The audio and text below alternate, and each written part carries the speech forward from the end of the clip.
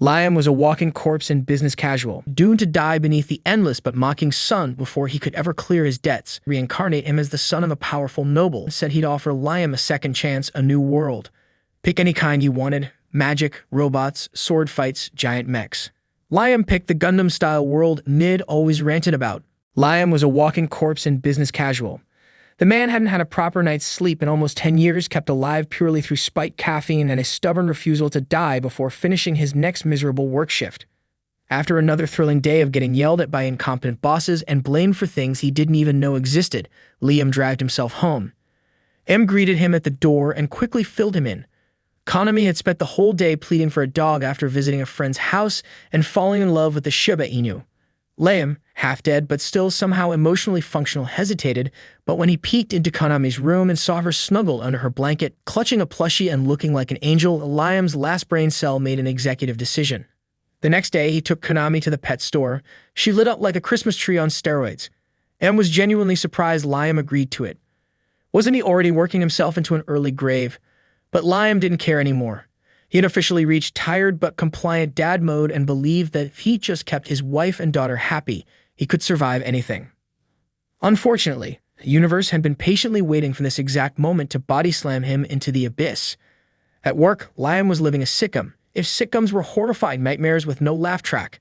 His boss, a man whose only notable achievements were avoiding work and collecting thicklet in a club stamps, screamed at him for not submitting a report. Liam politely pointed out that he had submitted it on Thursday, but apparently his boss had been too busy losing brain cells at the club to notice. Somehow, this was still Liam's fault. Meanwhile, Liam's coworkers were busily climbing over him like rats on a sinking ship. They stole his ideas, dumped their failures on him, and treated him like he was part of the furniture. Yet Liam held on. He was the human embodiment of duct tape. Then, as if life thought, "This is getting boring," it spiced things up. One morning, Liam's friend Nid messaged him about the latest Gundam drop and begged Liam to pick up a kit. Liam, exhausted but loyal, agreed. He hopped off the train, pulled out Google Maps, and promptly got so lost he might as well have fallen into Narnia. While scanning the area for landmarks, he stumbled onto the real horror show. His wife was on a date with a dude in broad daylight, looking way too cozy. Liam blinked hard. Maybe he was hallucinating from sleep deprivation.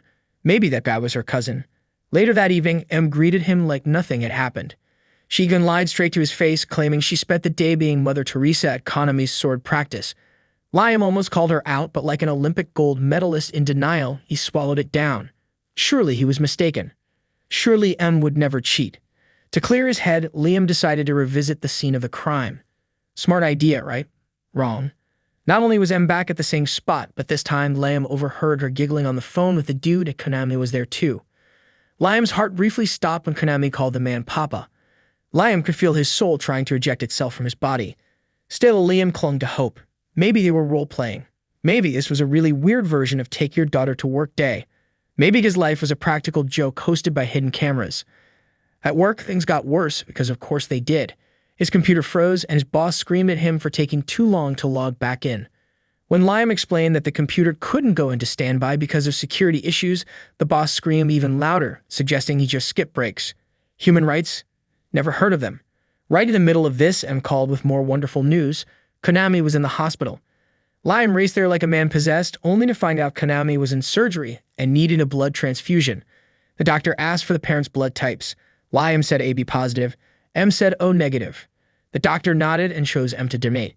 Why? Because Konami was also O negative. Existential crisis.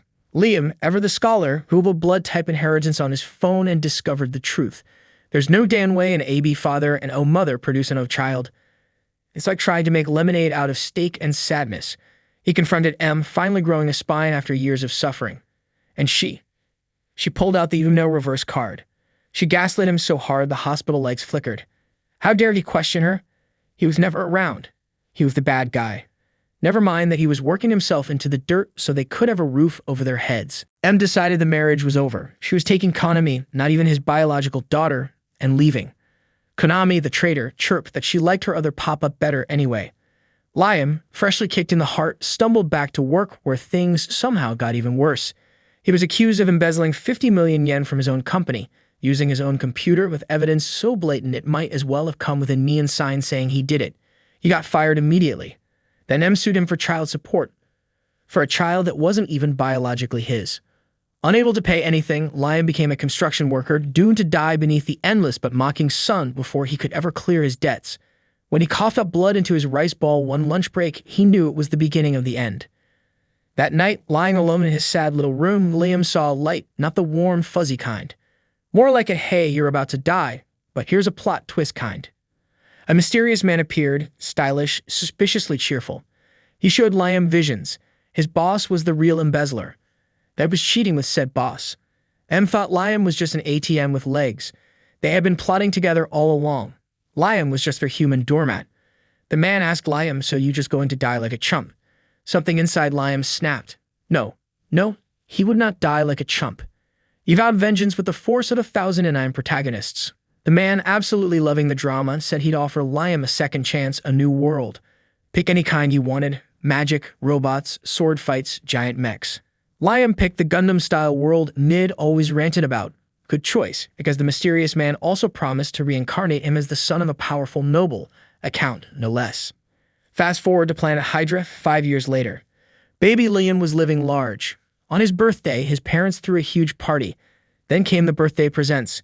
First, a build-your-own-made kit, complete with customization options for blurred-out parts, because nothing says happy childhood like ordering questionable robot maids. Next up, his dad handed him a contract. "Sign this, and I'll give you the entire estate." Liam, starry-eyed and drunk on the promise of power, grabbed the pen without reading the fine print. He basically signed away his soul, his lunch money, and probably his future kids without realizing it. As his parents packed their bags for early retirement, sipping margaritas on the family fortune, Liam stood there grinning ear to ear like the world's happiest idiot. He was officially a count now and absolutely, 100% definitely not about to get scammed again. After finally becoming a count, Liam had one thing clear in his mind. From now on, if anyone even thought about messing with him, he'd make sure they regretted it, permanently.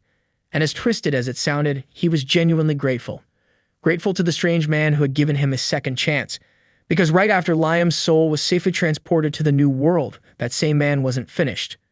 Turning his attention back to Liam's old world, he found M and Liam's boss living it up in a fancy restaurant. They were laughing, sipping wine, gorging on expensive food, basically celebrating Liam's downfall like a couple of cartoon villains. At one point, Liam's boss, cheeks red with booze and arrogance, chuckled and said, "You know, I almost feel bad for ruining that guy's life." M, dead-eyed and full of venom, sneered back, "Feel bad for him? Please, that idiot wasted 10 years of my life. He deserves to rot in hell." Well, the mysterious guide couldn't have asked for a better setup. At that exact moment, a battalion of police officers stormed the restaurant surrounding them. Liam's boss, in a display of world-class acting, tried to protest. "This is a mistake.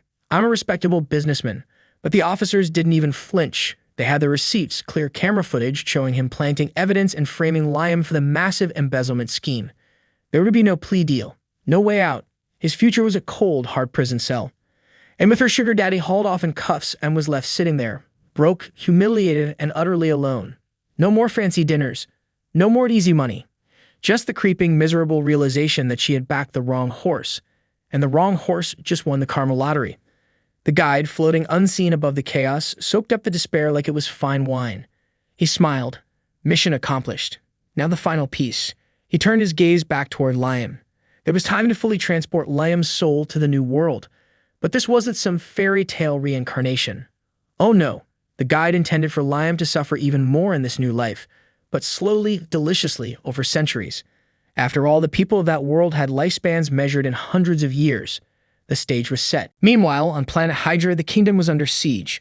A ghost pirate fleet had launched a brutal assault, and things looked grim for the local defense forces. The pirate captain was practically salivating, certain victory was only minutes away. Then boom. Suddenly, his men started blowing up. Literally.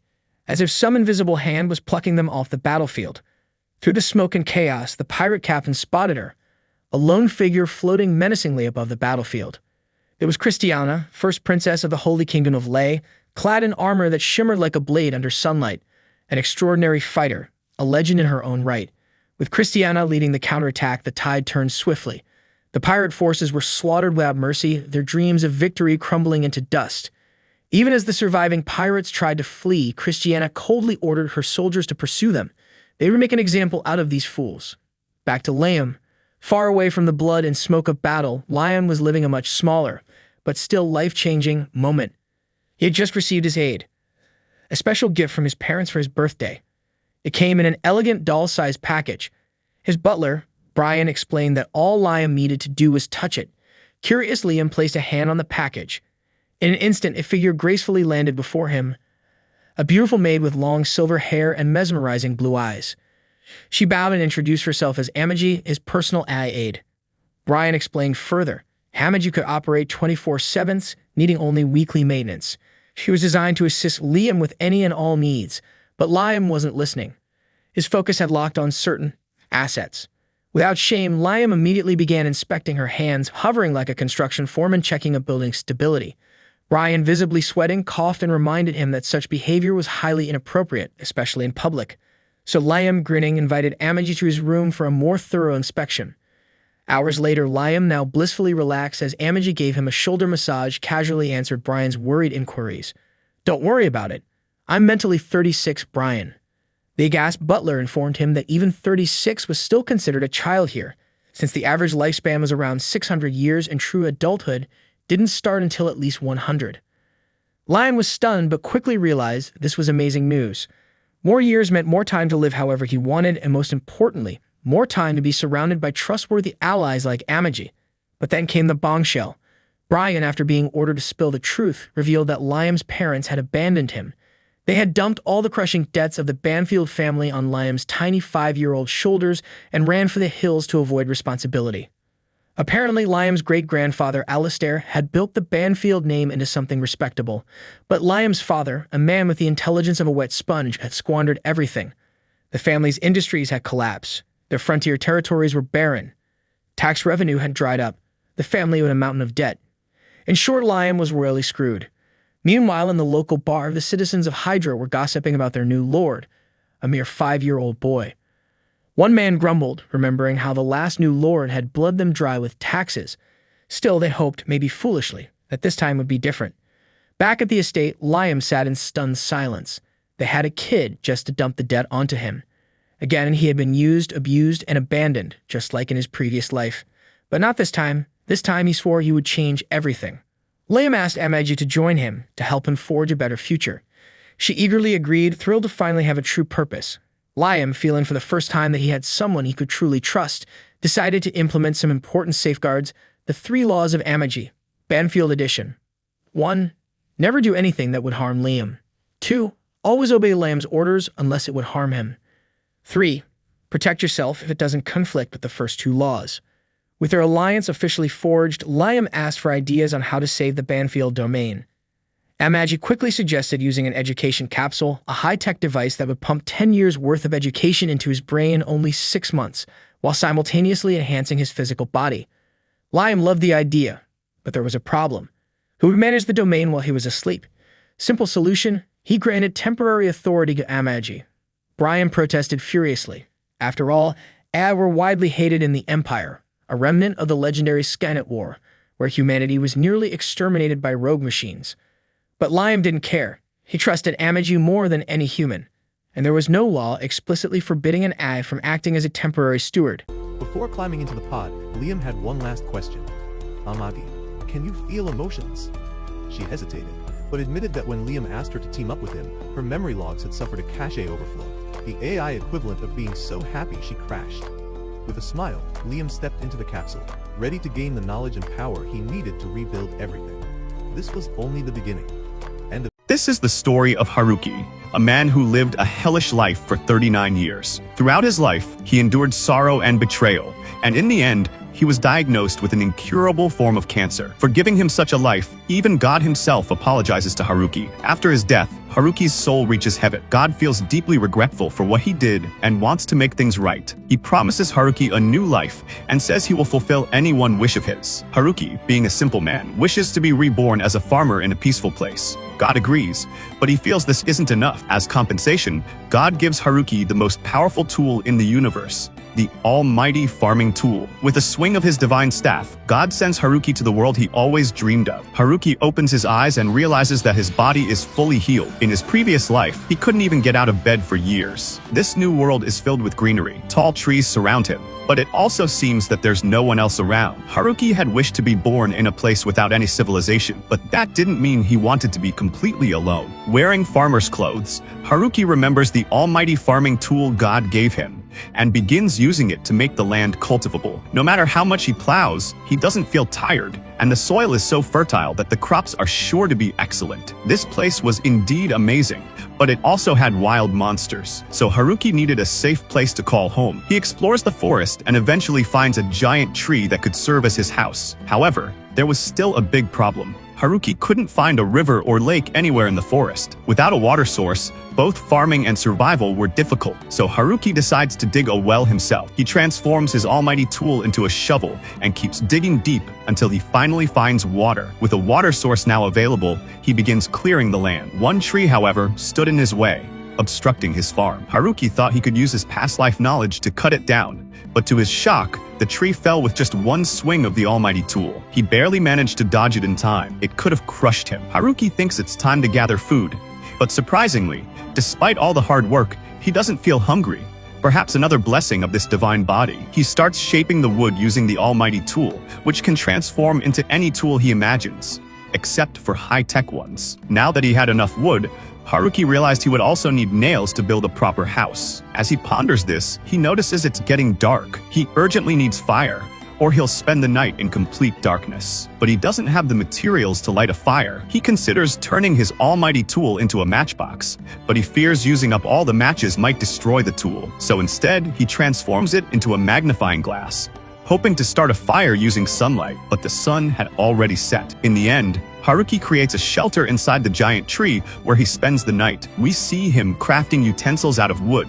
Even in the dark, he can see clearly, likely thanks to his divine body. At dawn, Haruki checks the water and lights a fire using the magnifying glass. Then he heads back into the forest to chop more wood. After cutting trees all day, he still feels no fatigue, but this time he begins to feel slightly hungry. Suddenly, he hears a strange noise. A rabbit monster attacks him, and in panic, Haruki hits it with the almighty tool, killing it instantly. Dinner is now taken care of. After eating, Haruki realizes he needs a place to relieve himself. So, he invents an innovative toilet, although it still feels like doing it in the open. To make it more private, he builds 4 walls around it. He resumes farming, but now the biggest question is, what should he grow? Tomatoes? Cucumbers? Onions? All sound great. While lost in thought, he ends up digging more land than intended, and then realizes he doesn't even have seeds. As night falls, Haruki decides to collect seeds from the forest tomorrow. But the next morning, to his astonishment, he sees crops already growing, even though he never planted any seeds. It must be the power of the almighty tool. To protect the crops from zombies, Haruki builds a fence around the farm and digs a moat to stop wild monsters from getting in. This process goes on for a few days. When the fence is finally done, Haruki notices the crops are growing incredibly fast. Using leftover wood, Haruki builds a small house and even constructs a roof using his skills. Many more days pass as he continues farming. One day, Haruki sees a few wolves near his field. They don't appear aggressive, so he feeds them some meat he got from hunting a wild boar. Haruki has always liked dogs and sees an opportunity in these wolves. He notices one of the wolves is pregnant and seems to be in labor. Haruki brings them into his home to protect them and does everything he can to help. That night, he sleeps again inside the giant tree. In the morning, he finds the mother wolf has given birth to 4 pups. To celebrate, Haruki gives them his finest meat. From that day on, the wolves consider his home their own. Now, Haruki had to build another hut, bigger and better than the last, to live in himself. His crops are also ready for harvesting. The wolves prove to be very helpful. They hunt for meat and protect the farm. Despite being carnivores, they even eat Haruki's vegetables. Haruki realizes he needs to build another hut just to store vegetables. There's still a lot of work to be done in his farming life. Meanwhile, we see a girl planning to enter the Forest of Death. It is said that this forest is full of dangerous monsters. That man was trying to stop the girl from going there, but she still wanted to go, precisely because the place was dangerous. This makes it clear that civilization exists in this world too.